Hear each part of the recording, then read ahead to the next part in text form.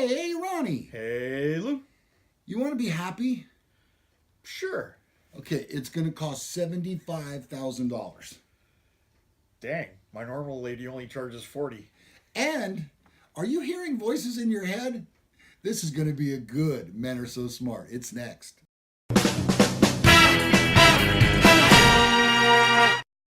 You know, they say you can't buy happiness. Who is they? Who are they? And where are they? I'm hearing voices in my head, but that's the next part of the show. Happiness can be bought. Mm-hmm. In fact, research has even put a price on it. Yeah.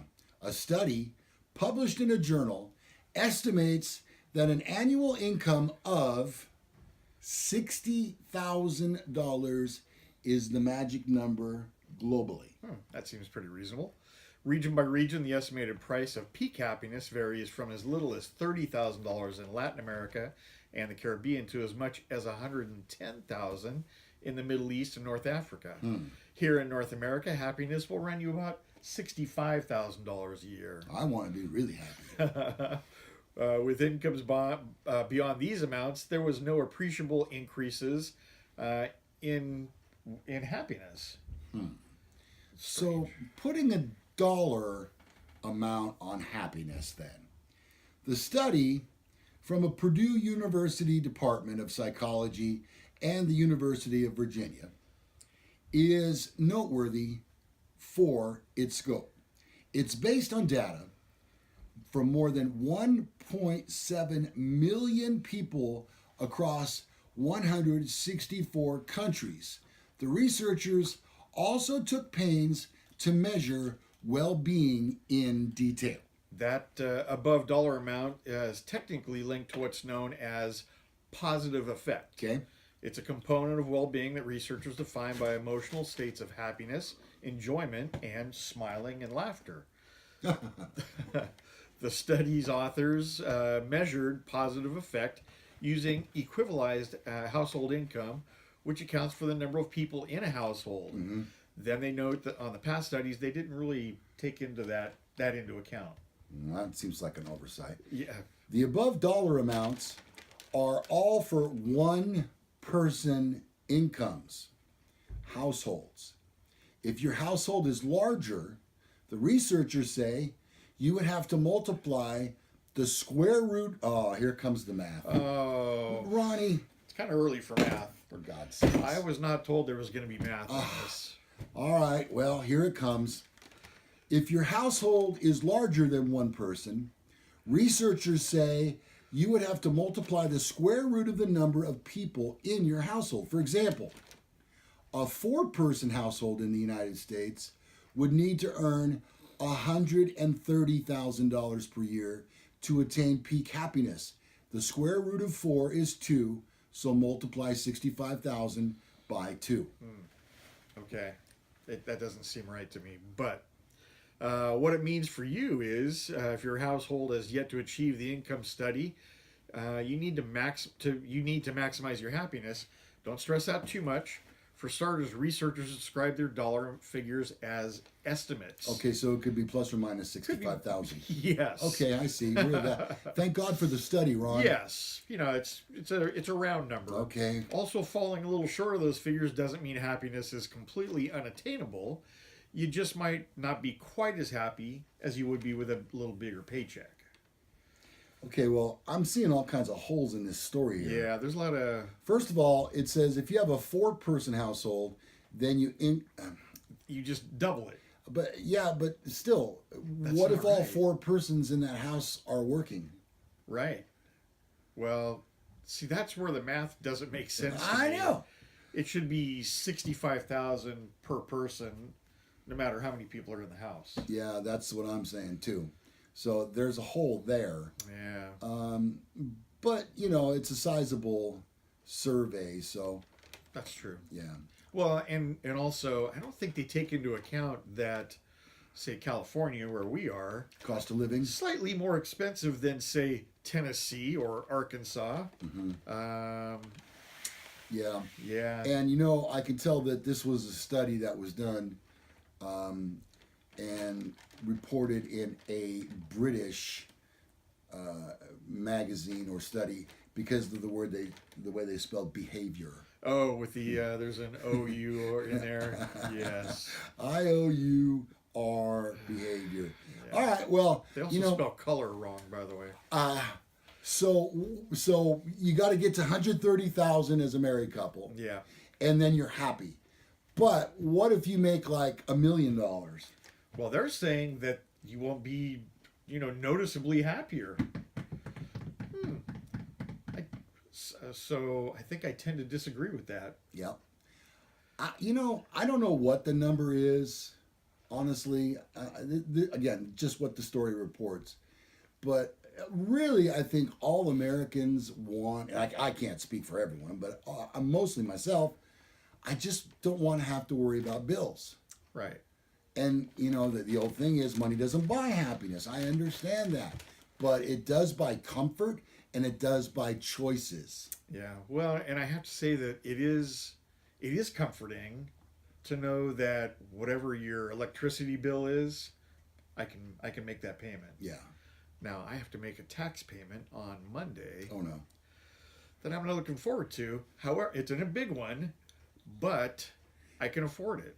And so, as unpleasant as it might be, I'm not losing any sleep at night because I have this big tax bill coming up in 2 days. Well, Ronnie, you probably remember that we first started doing this Men Are So Smart show in March of last year, of 2017.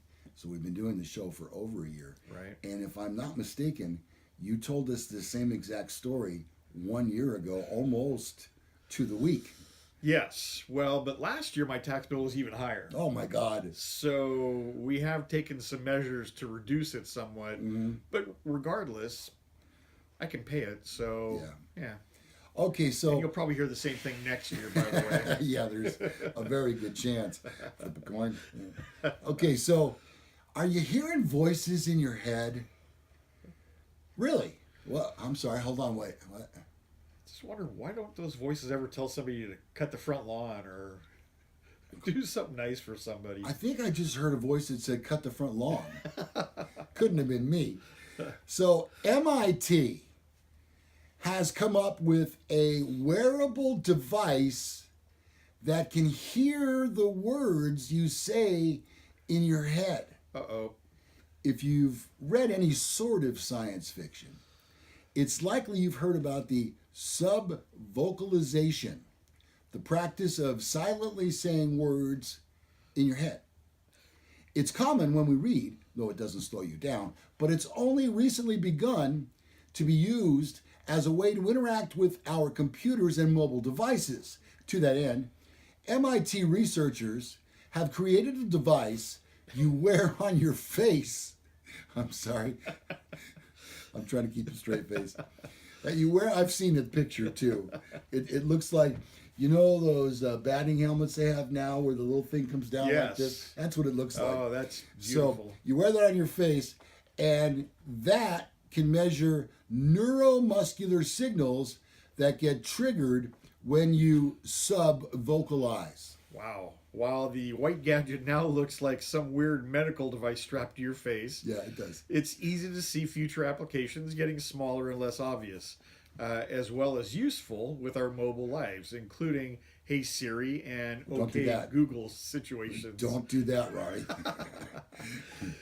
There went. Oh no. The MIT system has electrodes that pick up signals when you verbalize internally, as well as bone conductive headphones, which use vibrations delivered to the bones of your inner ear without obstructing your ear canal. All right. We use those in law enforcement, by the way. You only wear this little earpiece. You don't need a microphone. It picks up everything from this bone in your ear. It transmits. Wow. It's pretty amazing. How long have you been using that? 10 years. Oh, okay. Yeah, it's been around for a while.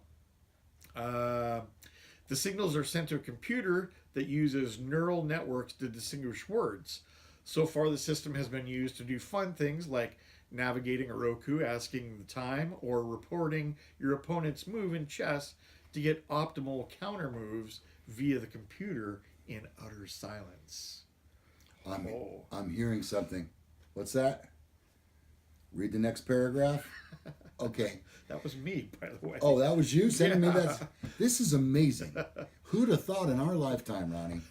The motivation for this was to build an IA device, an intelligence-augmentation device, said MIT grad student and lead author Arnav Kapoor in a statement. Our idea was, could we have a computing platform that's more internal, that melds human and machine in some ways, and that feels like an internal extension of our own cognition?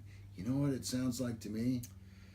His parents are paying for like 12 years of college. Yeah, they're not going to be done anytime That was soon. one of the most difficult paragraphs I've read Wow. since we've been doing this show. Yeah. All right, so you don't even have to say it, Ronnie? No, I guess not.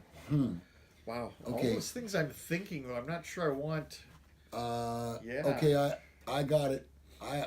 I'm sorry, Ronnie, what? Okay. He would like crackers with cheese whiz. Bingo. I don't even look. I don't On even the have anything in nose. my ear. That's amazing. What's that, Ronnie? Huh? You'd rather be doing something else than this show? Uh-oh. Ruh-roh. Okay. All right. Okay, I got it. I'll tell him. That's going to wrap up this episode of Men Are So Smart. And what's that? If you'd like more information on either one of us, you'll find it right down here below in the description. What's that, Ronnie? Your email? Yeah. It is Ronnie at menaresosmart.com. Yep. And mine is Lou at menaresosmart.com. You'll find links to all of our social media, he says. Yes. And also our sponsors. So that'll about do it. Check out our website. It is menaresosmart.com. What's that? I My said name? That's exhausting. I'm Lou Gallagher, I'm Corvette Ronnie. and that's the end of this show. Okay, I will. Goodbye.